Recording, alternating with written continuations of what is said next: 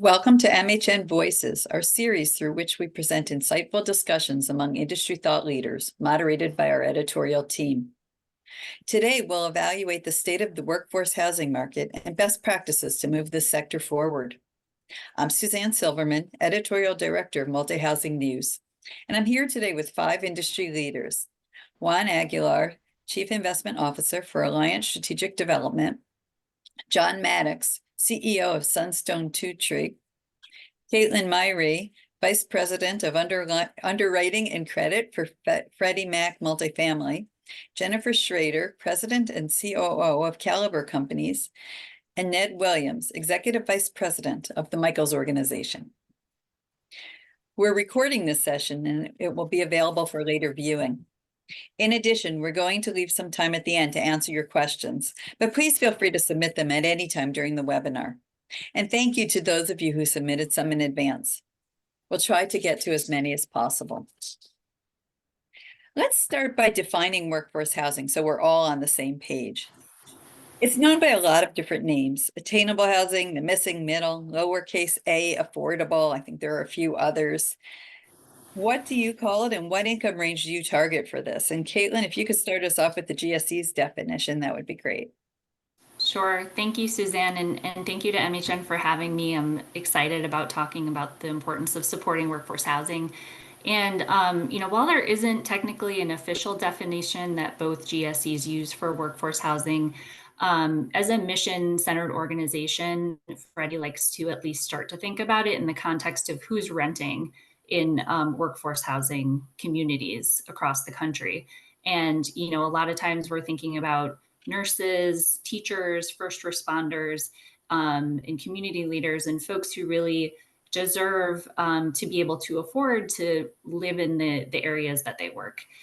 And with that in mind, our regulatory agency, the FHFA, in the context of our annual mission goals, has added a definition of mission-driven business for both Fannie and Freddie that includes loans that preserve affordability at workforce housing or moderate income properties.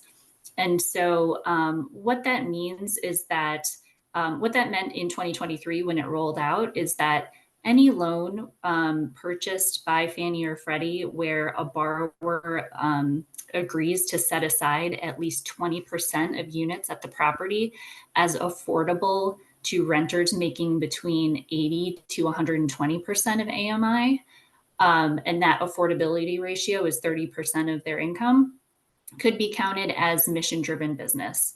And the GSEs need to have at least 50% of their annual loan purchase volume be consisting of mission-driven business. So that's really, an expansion of the importance of preserving affordable workforce housing within the context of the agency's affordable goals.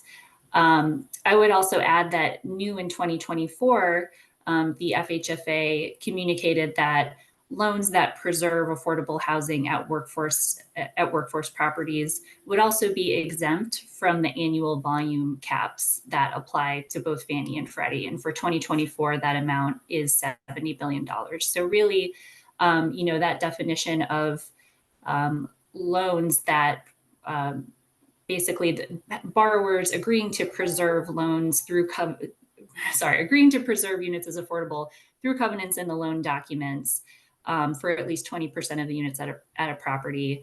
Both of the GSEs are very much, incentivized to support that business. Thank you. And everyone else, if we could hear from the private side, if there's anything different than that or a variation on it that you're looking at, if you could add that. Sure, I'll get it first. We're looking at several, as you know, our company as a whole is one of the largest affordable developers in the U.S. We're in 39 states and have about 638 properties at 80,000 units under management. But we're looking at in augmenting our true affordable. This is like subsidized LIHTC credit section, like that level of affordability. So we're looking at the next level up. HUD would define that as Caitlin was saying, is somewhere between 80 and 120% of AMI.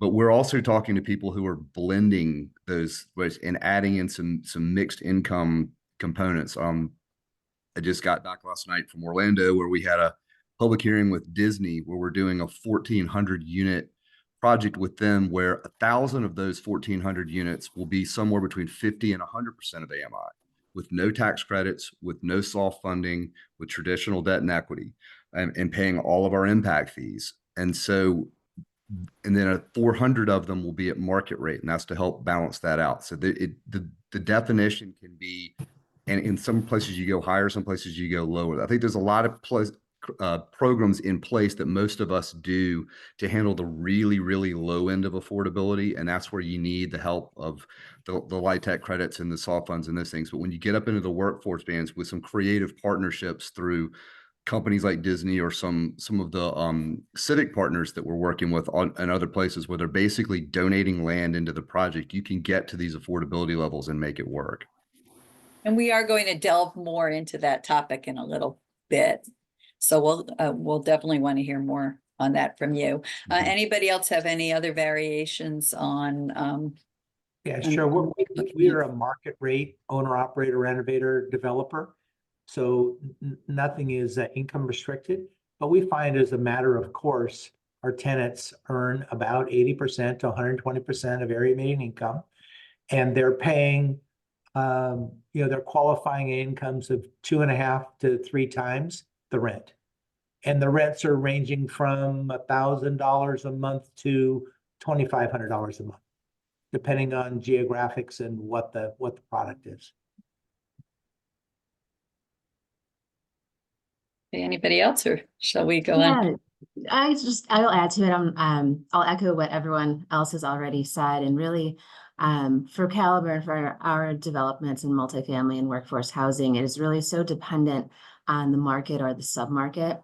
Putting a specific definition around what the median income is or what the exact dollars are just doesn't really make a lot of sense. It's more, what is the community in need of? We've noticed, especially over the past couple of years, as rents and as housing prices have just grown exponentially, that we're pricing out a lot of the folks that we need to run our communities. So our police, our first responders, teachers, et cetera. In many of the more affluent communities can't afford to live there, and their commutes are getting longer and longer and longer, but we so desperately need them for our school systems, for our hospitals, et cetera. So when we look at workforce housing projects, we're looking at what can we put that's complementary to the neighborhood, to the hospital, to the schools, et cetera, and really try to focus our rents based on that.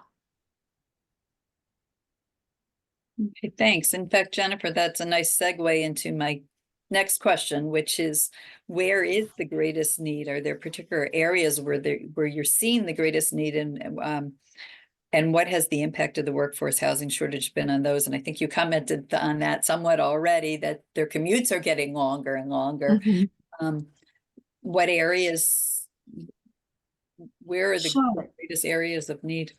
Yeah, so Caliber, for multifamily, we primarily develop and own in the greater Southwest, so Arizona, Texas, Colorado, Nevada, et cetera. And we've noticed in these markets where we're so highly active that, again, as rents have increased, as housing prices have increased, I'll give you one specific example. In Scottsdale, our prices have gone up so exponentially, and there are hospitals that have shortages of nursing staff because they just can't attract anyone to work there because their commutes are an hour plus these days. We had some challenges about 2 years ago where our police force was short about 40 to 50 officers, and we're looking at the medium salary range for them, and then looking at what the housing prices have climbed to, and they're just not a match for each other. And so we're really focused with working with our communities to educate and to say, in order to protect the lifestyle that we all have today, what can we do to make sure that these middle income folks have a place to live so that they're attracted to work in our communities and we're not losing them to others? And it's really been educational. It's been eye-opening to see how some communities respond overwhelmingly on a positive side to it. They're very pro-workforce. We're working collaboratively with city and local government to create new developments. And then on the flip side, we have communities who so desperately need to fill these positions, and they're adamant that there is no new development, and especially no new workforce housing development. And so it's always a case by case scenario for us, but really there's some polarity in what we can do in some communities versus others. Good thought. Anybody else have anything to add to that? But Juan, actually, I'd like to ask you, along the lines of what Jennifer was just saying, where is it most difficult to build and why? What kind of roadblocks are there, and how are they different than, say, roadblocks for capital A affordable housing? Yeah, there are differences. Here at Alliant, we are a California-based developer. We largely find the most difficult, the difficulty in development in municipalities that have a high degree of NIMBYism, or in regions where the development process is not streamlined. For example, we do some of the business here in Los Angeles, and that's traditionally been very difficult because the discretionary development process is both fragmented and unpredictable. And that lays in contrast with affordable housing, especially in recent memory. Right now, we have had programs that have been created for affordable housing to be fast-tracked. And an example of that is the LA Mayor's ED1 program. And that essentially fast-tracks affordable projects through the approval process so they could get to the finish line faster to ensure that affordable units are delivered to Los Angeles.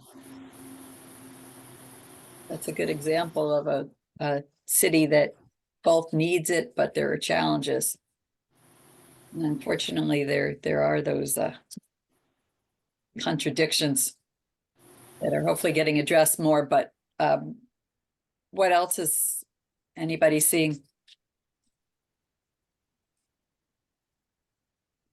Let's talk about the nuts and bolts a little bit, and then get more into how to make it happen and how to put the process together. John, are you seeing a minimum number of units required for workforce communities to pencil today, or do they work better as part of a mixed income community as opposed to all workforce? I've seen some of both, but what's really working best today? So for what we do, I mean, we don't do anything that's ultra low income or anything that's ultra luxury. And it's sort of everything else in the middle is what we call workforce housing. I mean, people that are really working for a living. And again, we're doing this on a market rate basis. But for us, the optimal size property is 300 units, because we think the optimal ratio of an employee to a tenant is about 50-1.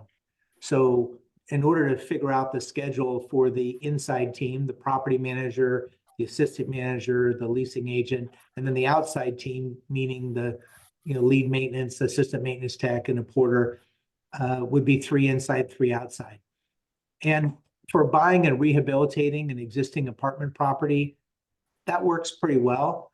For some of the new builds, the numbers just get big when you're doing 300 units. So we're doing a 329 unit project right now in Arizona, and it's it's a $140 million project, right?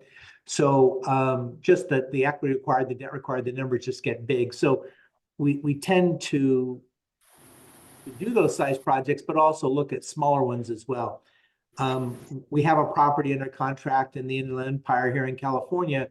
We were going to buy we were interested in buying 2 other tracts nearby, and we would develop and operate them all together because we're building a construction team, because we do our own construction.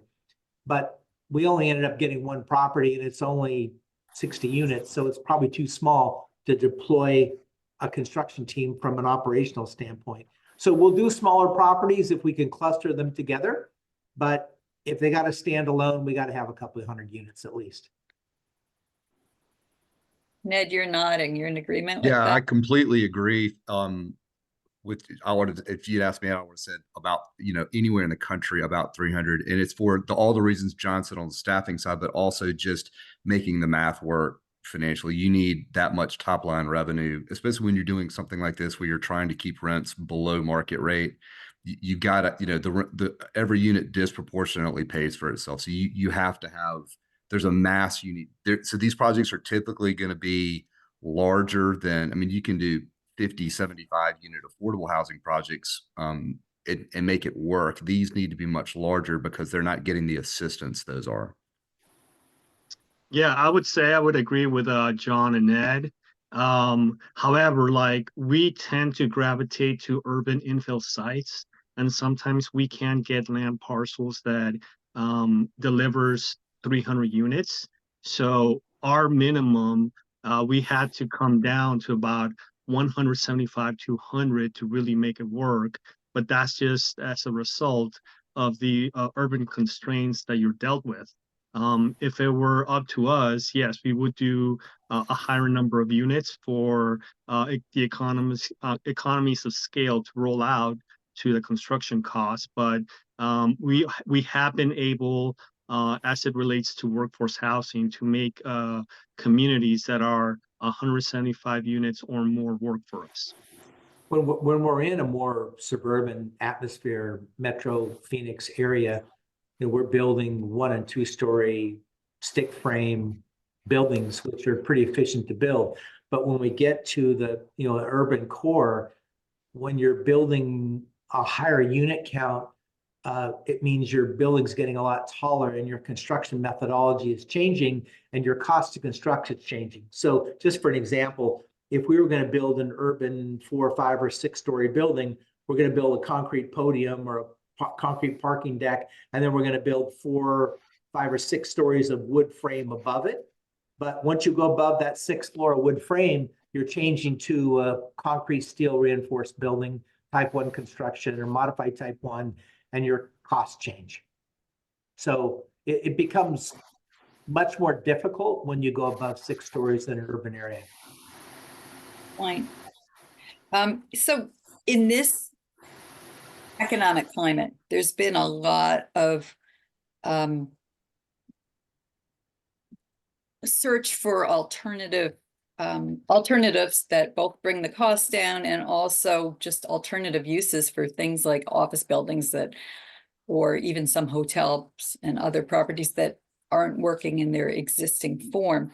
And Jennifer, maybe you could comment on this. What is your experience and what are your thoughts on converting existing buildings? Are there viable options for converting older buildings or other types of properties specifically into workforce housing? Absolutely. It's certainly easier to build from the ground up because you have a clean slate to start with. But I think, office is big news these days. We hear a lot about how post-pandemic office space just isn't as desirable. There's a lot of vacancies. And so we're looking for office buildings that can be converted to workforce housing, to multifamily housing. And really it breaks down to what is your cost to purchase? What's the existing layout of the building that you're purchasing? Is it something that lends itself to converting to housing units? How much repositioning of walls, of plumbing, electrical, et cetera, needs to be done on the interior? We're in the middle of doing a hotel to multifamily conversion.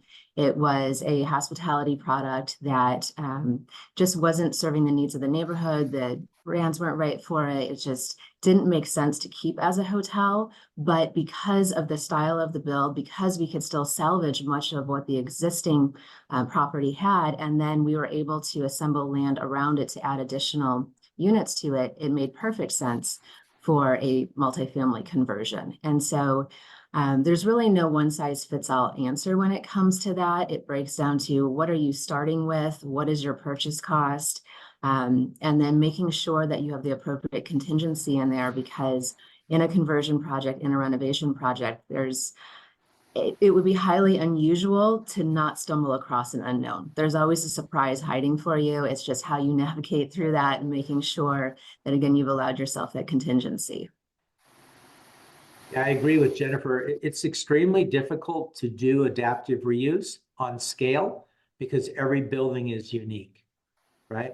So how deep is the building? The bigger the floor plate, the harder to do it, unless you're going to cut a center light well, which is expensive. So the ideal circumstance is a floor plate that's not too deep, so you get plenty of window line. It's in an area where it's a higher value area and a lower cost building. Yeah. Because at the end of the day, you're asking yourself, how much of this building can I reuse? And the answer often is not very much. You're going right down to the structure, and all your systems are going to be new as the building gets older, right? And then as the building gets older, you have seismic rectification issues. So we did the old Union Bank of California building in downtown Los Angeles. We spent a lot of money on retrofitting the building, because when we did a probable maximum loss study for earthquake, it said, you know, if you have an earthquake at 7 or above, the building may pancake. The city wasn't going to make us do the retrofit, but we said we want to sleep, so we did it. Yeah, So- we're looking at 2 in sort of the mid-Atlantic, like in the DC area right now. And one of the things, I agree with both what John and Jennifer said. Jennifer hit the nail on the head. If you can find a hotel, that's easier because it was already designed infrastructure wise to have pulling water and power out from the core of an office building to on a floor plate. That was never designed for that kind of use is expensive, as John was saying. And the wonkier the shape of the building, the better, because if it's a perfect square, you're never going to get light to the interior units. But the other thing too, just from going up to 40,000 feet, is why was an office building where an office building is, and why is a residential area where a residential area is? It's not always a great idea to go into a central business district with no grocery stores, no drug stores, no supporting facilities of any kind to try to convert an office building in a build it they will come. It's like there's a lot of reasons that office is where it is and residential is where it is, and mayors want you to do that, but it's not always the best idea to reuse an office building just because of where it is. Yeah, at Alliant, we finished an office conversion a little bit more than a year ago. And I agree with what everybody has said, that there is no clear-cut answers to the conversion of existing building.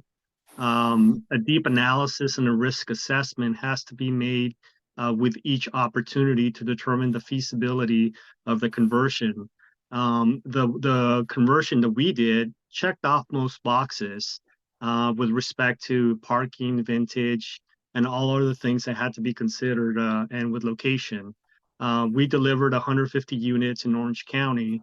The one compelling thing that made us pull the trigger on the opportunity was that on an office conversion in Orange County, in the location that we executed this conversion, there was no competing project with high-rise views. And an office building naturally had high-rise views as it was a mid-rise office building. So to reward ourselves, that was the compelling characteristic of this opportunity, is that once we converted the building, we were able to bring in type 1 high-rise views to the tenants that would be renting these apartments. And that ended up being a home run with a tenant pool because they loved them and they could find no competing product that offered that high-rise views. And for us, that was the compelling reason we moved forward with the project. And the one timeline where we overperformed in was the lease up of the building. We leased it up in 75% of the time frame where we estimated.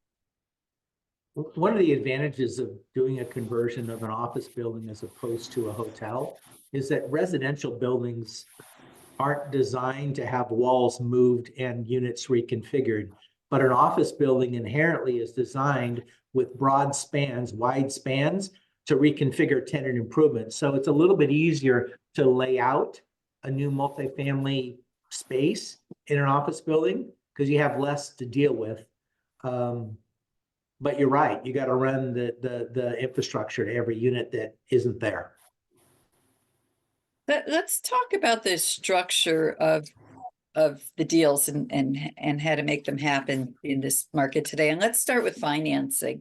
And Caitlin, maybe you could start this part off and tell us what's needed to obtain financing and what types of financing are available. Sure. So I know a lot of the discussion has focused on ground up development and adaptive reuse. And I think the way that Freddie Mac participates in that and their lender network participates in that is through the expansion of our forward commitment product, which also basically provides a set of permanent loan terms up to 36 months in advance of final completion and lease up of the property. And historically, that forward commitment that takes a certain amount of interest rate off the table for a developer or a property undergoing substantial rehab was only available to properties with low-income housing tax credits. But recently, we have opened that up to non-LIHTC projects that have set aside workforce housing preserved units of at least 20% of the property. And I think in this rate environment where the construction lending capacity has pulled back and it's just even harder for developers to make the financing costs pencil now, in addition to everything else, having that certainty on the takeout for construction lenders has been helpful in terms of keeping some liquidity flowing in the space. So that's one thing I wanted to mention. And then for stabilized middle income housing, really that is, the GSE's bread and butter at the end of the day. It doesn't have to necessarily have a preservation element to it. Like, John was mentioning, if the units are just naturally affordable at, 80 to 100% of AMI, that still is considered, a part of our mission-centered housing goals. And, in 2023, we financed over 447,000 units that were affordable to renters making less than 120% of AMI. It's just that if a owner is willing to set aside units as affordable for the duration of the loan, that does unlock some additional benefits in terms of pricing and for lower leverage deals in terms of the credit the credit terms that will extend in order to incentivize the borrower to keep those units affordable. How about on the borrower side? What kind of debt financing have you had the most success with? Who could start that side? Yeah, we need the Caitlins of the world. There's a lot of the equity has come around, and they recognize that they have to be part of the solution too. But the debt's taken longer. But both are creating programs like she just described that are specifically tailored for this product type, because it's new. I mean, it's always been around, but this has usually been a component of something else.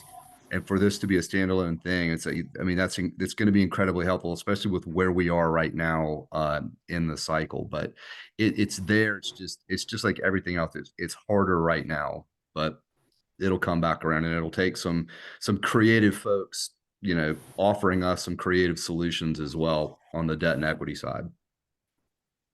Yeah, for us, we got squeezed when the federal bank raised rates, but we were very fortunate to have looked on early at public financing options, and our knowledge of the landscape proved fruitful when the Fed raised interest rates, but other parties, their programs moved forward.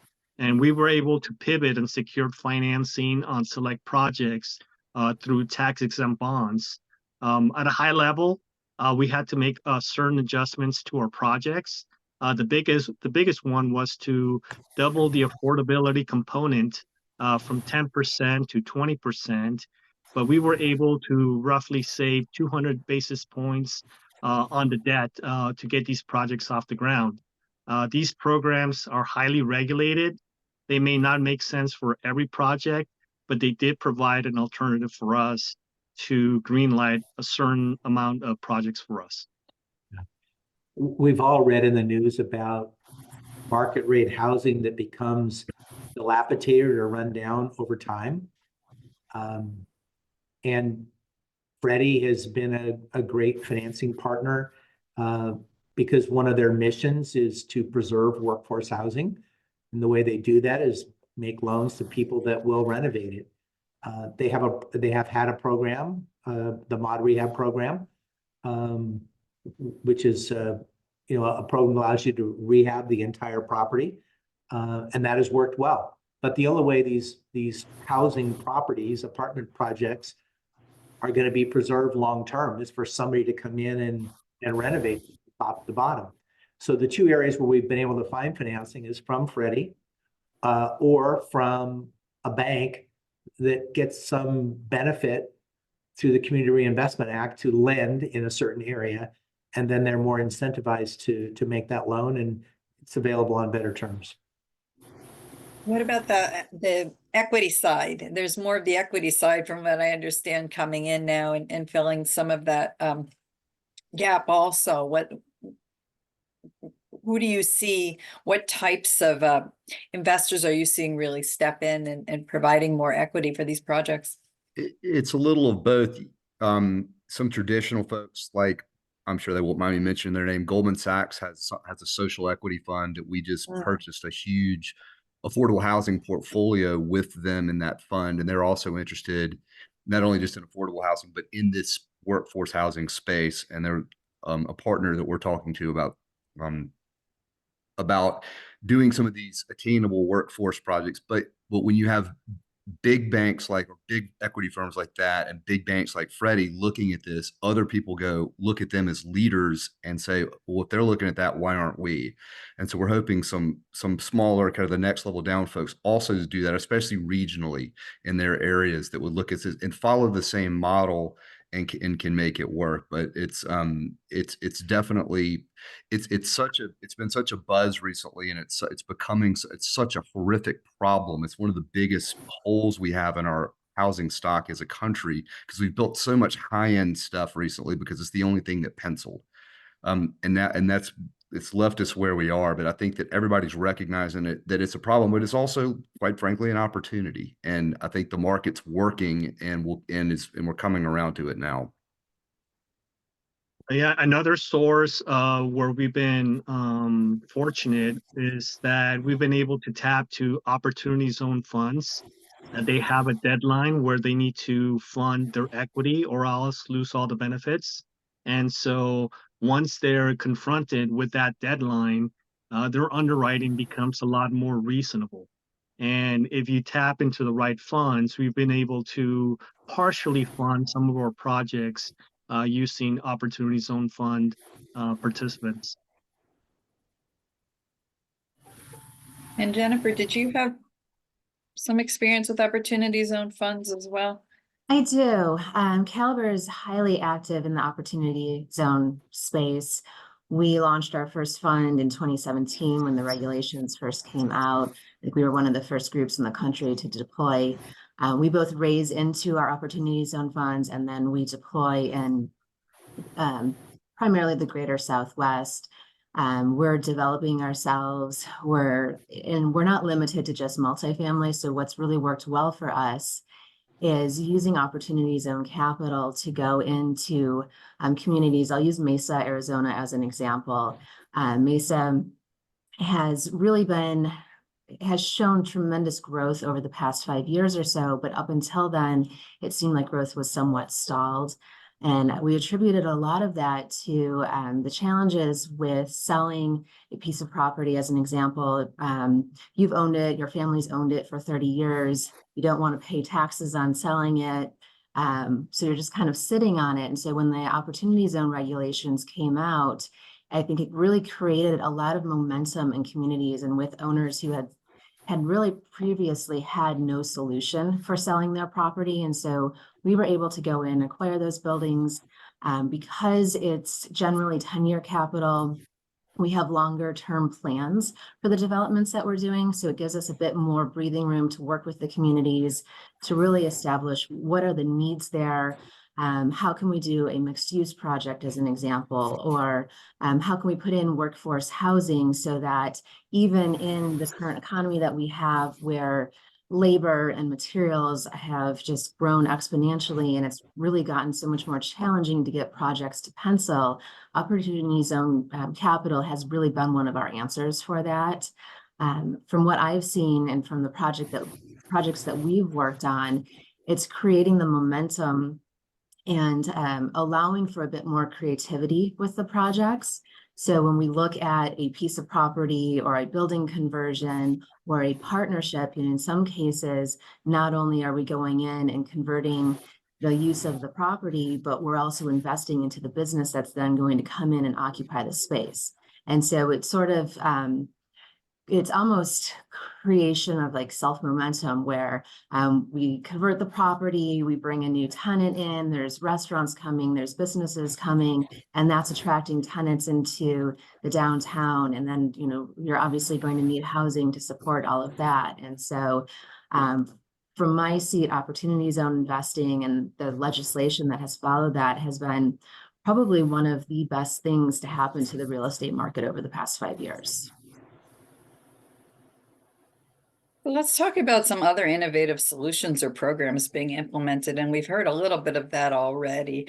But I know there are others out there.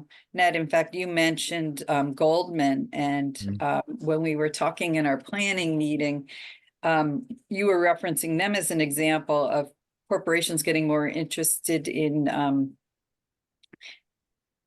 getting involved in the housing. Yeah, Lower and equity, exchange and there's for an them ESG specifically benefit. as an equity firm, but with what we're seeing for what we call attainable workforce housing for that, and there's it's certainly the AMI bands, but when we're putting deals together, you're starting to see more and more of these RFPs come out. But what typically it is it's Disney as an example is donating an extremely expensive, extremely valuable piece of land, literally it's a ground lease for 75 years that the ground rent payment is $0.0. They are donating, they're not making any money on this.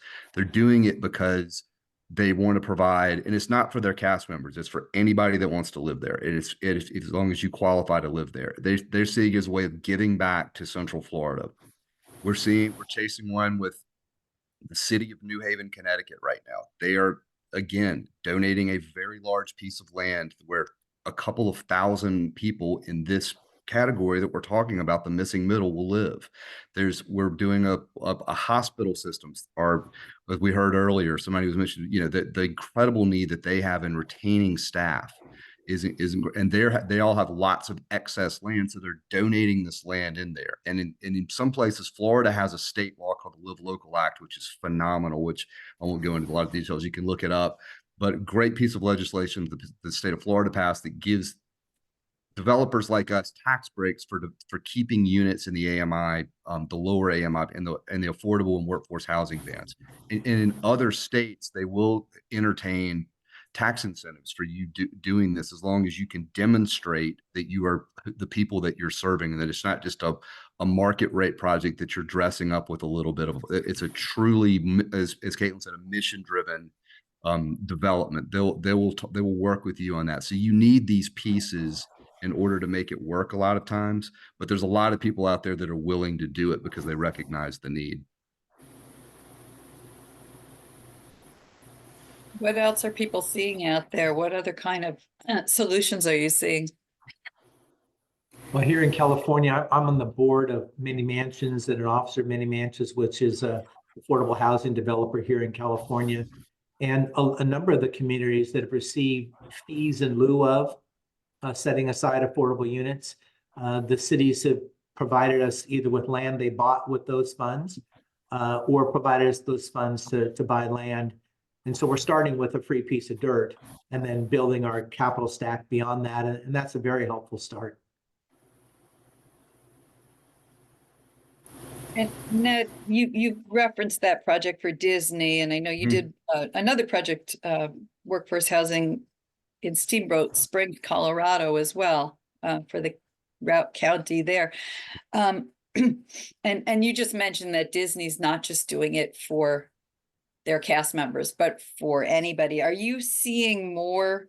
Can you talk a little bit more about what you're seeing with those, and also if you're seeing more corporations either stepping in to help, or with the original purpose of helping their staff, even if it maybe opens up to other people too, or just Yeah, doing it absolutely. for other reasons? You have to be careful about that because of the Fair Housing Act. They can't restrict it the way like a university can. If we do it when we do student housing with them, they can say it's just for their students because they're a governmental entity. Excuse me. Disney's not. So Disney, if they're going to put up a piece of land with a private developer, they have to. It has to be open for all. But there's not even. They could mass release. They could do other things, but that's not why they're doing it. They're doing it because they want to give back. Other big companies have done housing. Google does it. Microsoft does it. A lot of other people do it when they're building new, like Google did it in Pittsburgh. They've done it in all over California. Microsoft's done it in Atlanta. They've done it a lot of places, but it's usually a campus for a facility they're building that are for extremely well-paid employees to live because it's right next door to where they're going to work. It's not for the good of the greater community. And I hope some of them see this example and see Disney leading and doing this, and opens up all the opportunities for all of us to do it. It's a wonderful way. They all give money to various charities and support people looking, but this is a very, very tangible way that they can be a part of the solution, a very tangible way they can help, and they can do it anywhere in the country.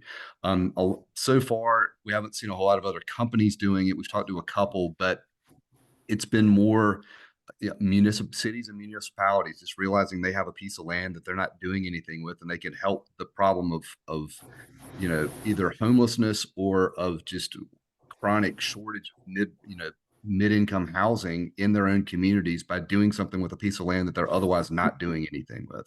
So we're starting to see the light bulb come on. We hope it's with more corporations soon. Okay, thank you. Caitlin, before we move on, and we are about to start the Q&A session in a couple of minutes, but I wondered if you have anything more to add about Freddie Mac's process of developing products that support preservation or development of workforce housing, and how that relates to the borrower strategies.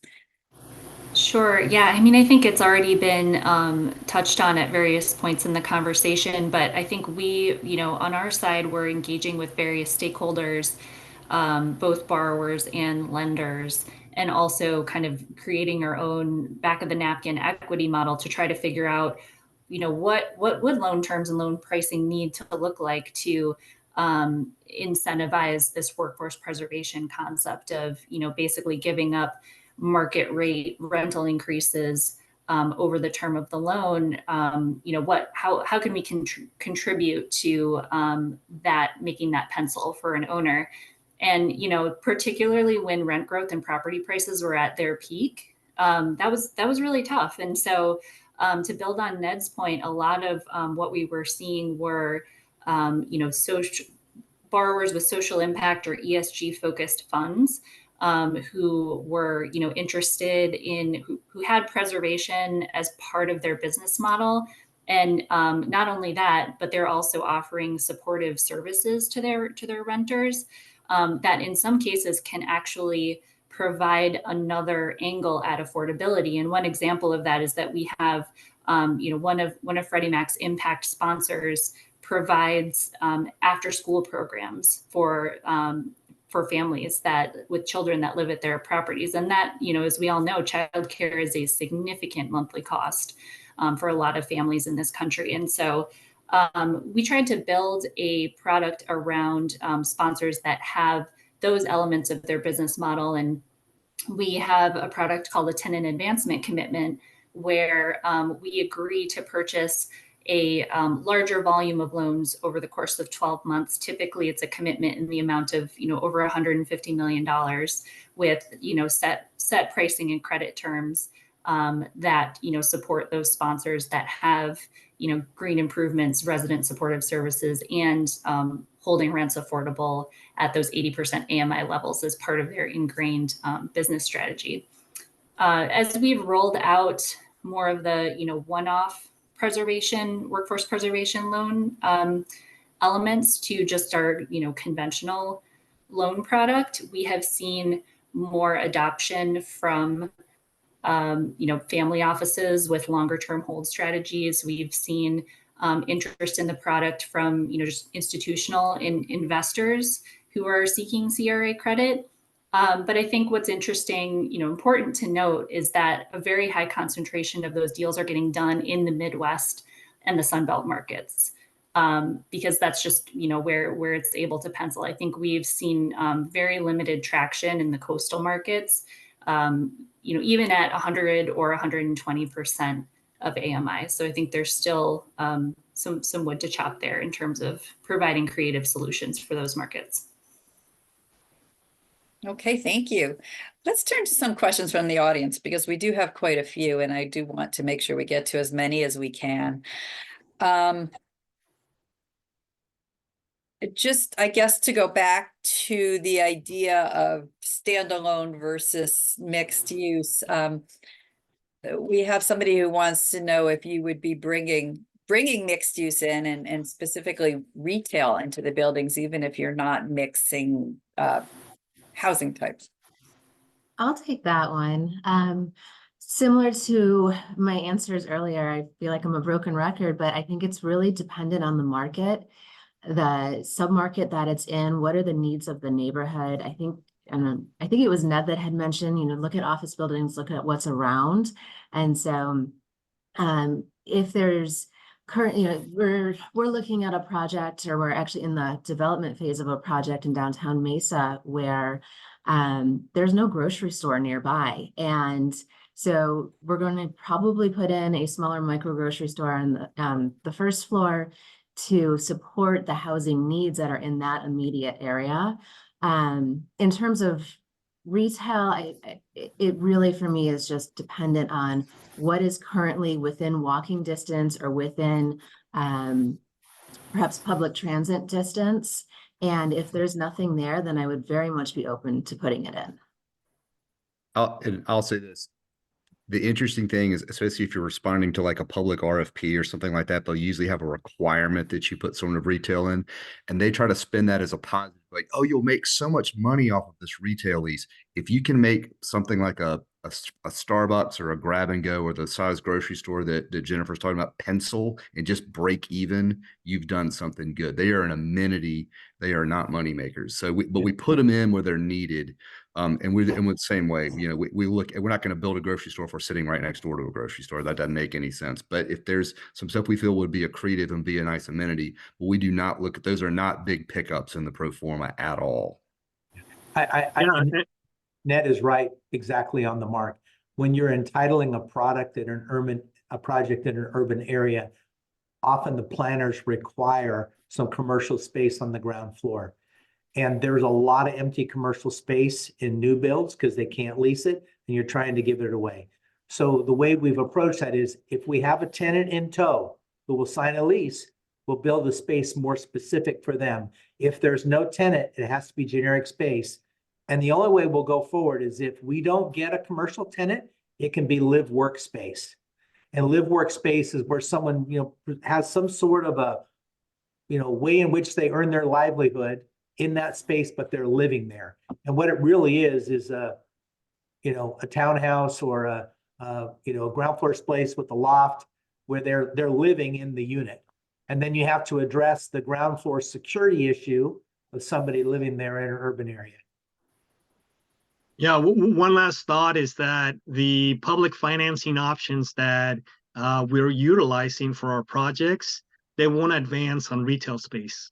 So then, that's another hurdle that we've come across with trying to provide retail, even where it is a plus for the project and a plus for the community. We'll face a financing roadblock to get it done. So we'll just convert it to residential. I mean, we have in the city of Los Angeles right now on the affordable side for many mansions, a project where we had to separate ownership between the retail side and the multifamily side, and the retail side's not, carrying their weight, and we're having to make contributions to help carry them to get the project done. Yeah, because we've it's done that not with taxable bonds economically like Juan's viable. talking about. You condo it out and actually do those with the taxable tail, the taxable bonds on that, and then do tax exempt on the rest of it. And it's just a mess. Yeah.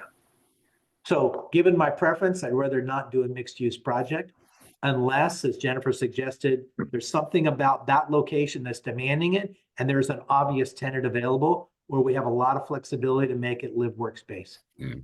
Yeah, some of what has helped us in the one project that I was mentioning is that it isn't an opportunity zone. And so when we're going out and we're leasing in that market, we're actually able to help support the businesses potentially through investment into the business as well. And so you kind of bring all of those elements together and that starts to make sense. We have some other projects in other communities that the local government really wants first floor retail, and it makes absolutely no sense. That was definitely a good question to elicit some feedback on. I want to turn now to some questions that relate to mixing levels of housing. There's two different questions from both directions.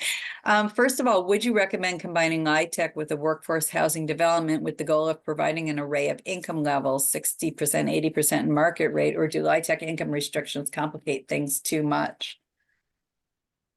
We found that it's easier you can do it.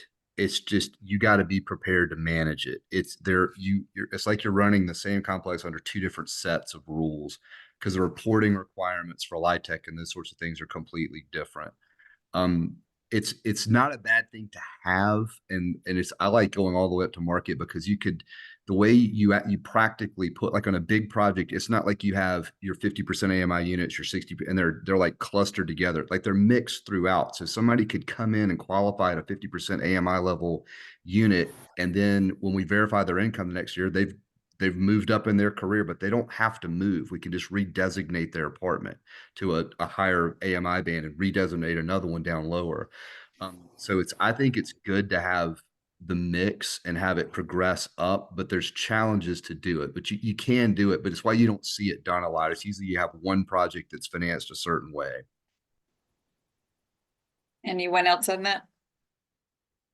We looked at it both ways. We looked at it where we have an existing building that we want to convert. We have looked at condoing off half of the building for LIHTC and the other half for affordable housing. Then we have also looked at it from a development perspective.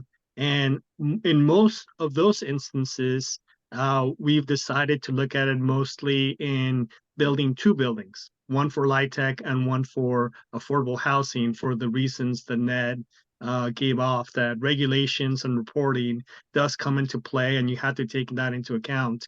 But with an existing building that you need to find a solution, we'll try to condo it off half of the building for one use and the other. And depending what the municipality, where the location is, it may work and may not work, but we try to be creative and flexible.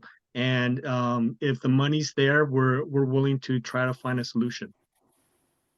Then on the other side, we have a question whether there are any financing products out there that cater to projects that are affordable to families making up to 150% AMI.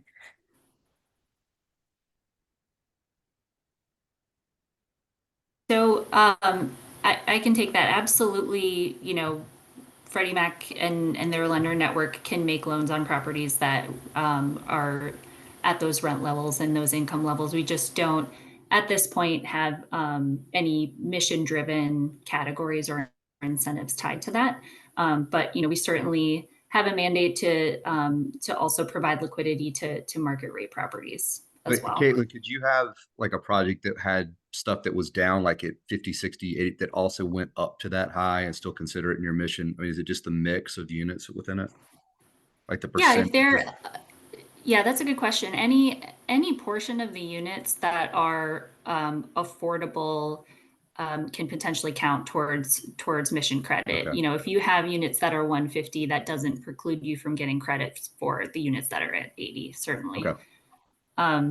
And just one other quick point, on the reporting requirements, just wanted to make sure I put out there is that for workforce preservation, one way we've tried to ease the burden of reporting requirements is that for the units that are preserved through the Freddie Mac loan agreement, those are qualified or those are certified based on the rent levels. You don't have to income qualify those renters. So that's one way that we've tried to assist borrowers with that. That's a good thing for those of y'all who don't out there who don't know. That's a very helpful thing. Outside of the GSEs, are there other institutional equity investors creating funds for workforce housing that will invest in ground up development? An interesting source that I came across in the last couple days was with Steve Ballmer and his construction of the Intuit Arena in Inglewood. We've uncovered and I learned that he set aside $75 million for affordable housing in the region. And those are the type of one-off sources of money that you would find, but you have to do just your research. And we're still trying to figure out and find out the qualifications for that money. But what we've uncovered thus far is that from that $75 million, if you have an affordable housing project, you will get a loan at a very low rate, like 3% or less.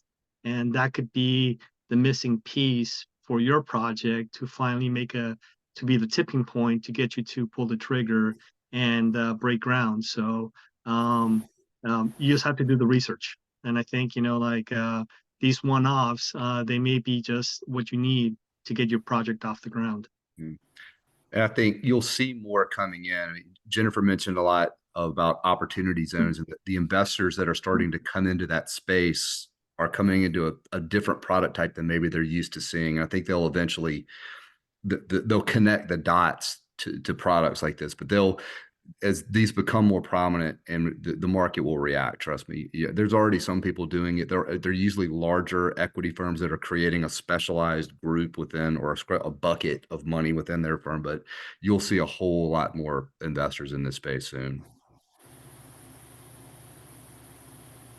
Okay. I guess we only have time for a couple more questions.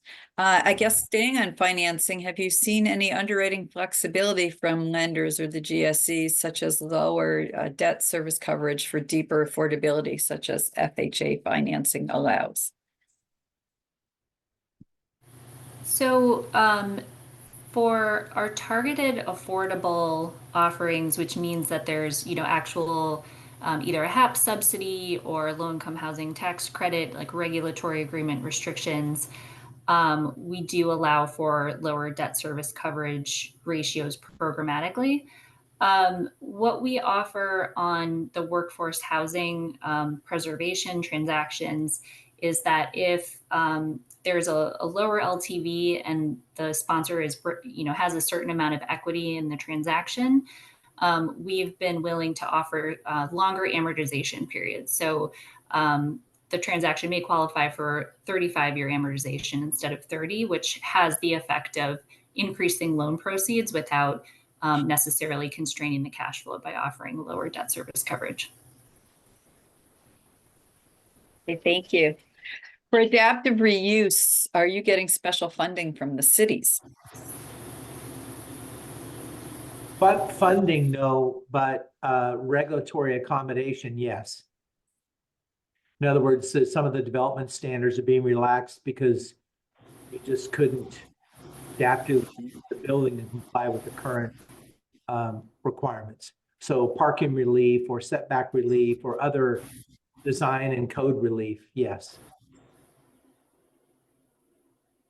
Okay, let's end with a very on a different subject. Actually, it's a question that we didn't get to on our own list. What are the best practices for overcoming NIMBYism for developing affordable and workforce housing? Well, as someone who just got screamed at for 4 hours by a bunch of NIMBYs in Orange County, Florida, yesterday, it's amazing. The NIMBYism is probably, Jennifer described it well. When she was describing hers, I was thinking, guys, the same thing I heard. What you'll hear is it depends on where you're going. If your project's out in the middle of nowhere where there's no neighbors, you're not going to have a problem. Our project happens to be being incorporated into a very nice, established, higher end neighborhood. What they say is, I like affordable housing, but I don't want those people near me, but I like affordable housing. And you're like, okay. And so you have to, I think there's a perception of what affordable housing is. So we spend a lot of time showing them renderings of what it's actually going to look like and how we're preserving green space. And it's very nice architecture. It looks like a market rate project. It's just financed differently and it has some advantages going for it. And I think that changed a lot of minds, just talking to them and say, it's not what you think it is. It's not an inner city, government projects thing that you're imagining. And the people that what we've all heard, it's teachers, firefighters, it's, the police. We had, endorsements from the Fraternal Order of Police, from the firefighters union, from the teachers associations, all came and spoke on our behalf saying we need this. And when they realized who it was that was actually living here, and it's the backbone of their communities, that got out and saw what you were actually building. I think that got them over a lot of the stereotypes and the fear, and the NIMBYism kind of goes away at that point. Okay, well, unfortunately, we are out of time. We'll be sending all of you a link when the recording's available. And if you enjoyed today's session, we hope you'll be able to join us for the next MHN Voices webinar later this spring, as well as other MHN webinars. If you're not receiving our free monthly webinar newsletter with alerts of upcoming webinars and links to recordings and you'd like to, please do let us know that too. We'd be happy to add you to that list. And meanwhile, though, I'd like to thank you all for joining us and thank our speakers once again for this very interesting discussion. Thanks for having us. Thank you. Thanks Thank for having you. us. Thank you for having us. Thanks, everyone.